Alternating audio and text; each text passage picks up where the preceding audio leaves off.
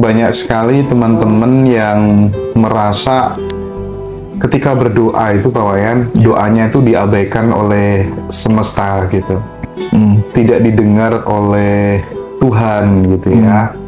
Nah, ini dalam perspektif Pak Wayan gitu. Kira-kira asumsi bahwa doa itu tidak didengar itu tepat apa enggak gitu? Atau jangan-jangan memang doa yang terwujud itu secara ilmiah gitu ya, ada scientific prayer-nya itu kira-kira bagaimana Pak Wayan? Iya. Dulu saya pernah berdoa supaya hujan turun, Mas. Tapi saya menunggu sampai bulan mulai September, Oktober itu baru hujan. Dan saya berdoanya waktu itu bulan April. Lalu saya berpikir di bulan Mei, saya berpikir Tuhan mengabaikan doa saya gitu. Bulan Agustus, Mei, Juni, Juli, saya juga tetap berpikir Tuhan mengabaikan doa saya gitu. Oke. Tapi ternyata di bulan September hujannya turun. Lalu saya berpikir bahwa oh kali ini Tuhan tidak mengabaikan doa saya gitu. Dan setelah saya pelajarin ilmu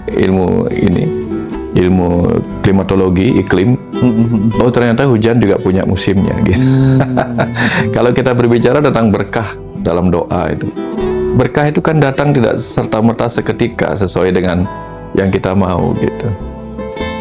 Artinya kecuali Mas Hendra, kecuali kita siding ucap. Nah kemarin saya cerita begini Mas Hendra, mungkin agak panjang sedikit ceritanya gini. Saya kemarin memberi ceramah tentang bagaimana kekuatan metafisik itu, bagaimana energi itu bisa terkonek. Kita mulai dari PLN ya, dari pembangkit listrik tenaga uapnya tuh voltasenya gede banget Mas. Dan ketika sampai di rumah, voltasenya diturunkan pelan-pelan dengan trafo. Ada transformator yang kemudian menurunkan dia sampai kemudian dipasangin MCB. Ya. Sehingga listrik yang sampai ke rumah nggak sebesar listrik yang ada di pusat. Sama-sama listrik PLN, tapi ditahan. Bayangkan kalau misalnya PLN listrik yang sampai di rumah itu sama voltasenya dengan yang di sumbernya pertama, apa yang terjadi kira-kira Mas? Barang-barang akan hancur, betul nggak? Benar. Hal yang sama kalau kita terkoneksi dengan kekuatan semesta yang tak terbatas dan kita memiliki kekuatan yang sama, betapa berbahayanya Mas, betapa berbahayanya.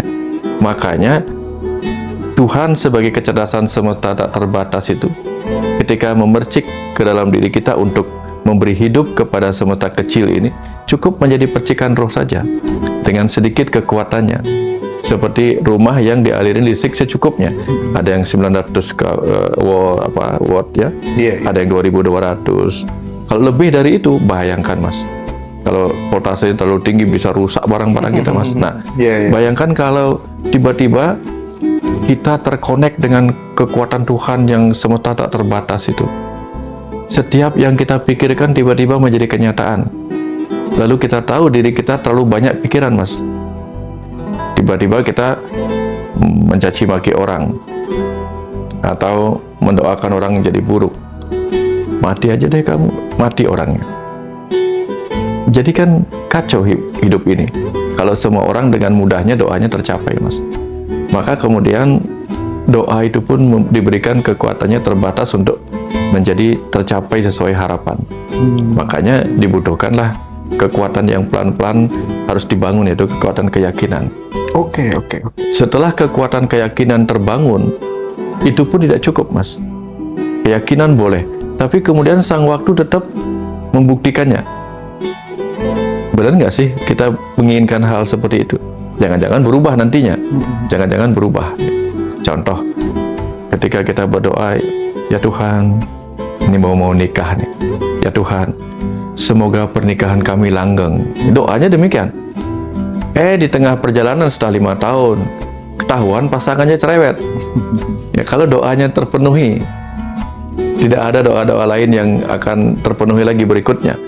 Maka sepanjang hidup dia harus belajar menerima kecerewetan pasangannya atau kekerasan pasangannya. Karena Tuhan sudah mendengar doa sekali itu. Jadi kan orang bisa berubah harapannya. Kalau doa itu selalu terpenuhi dengan mudah, hidup ini kacau Mas. Iya.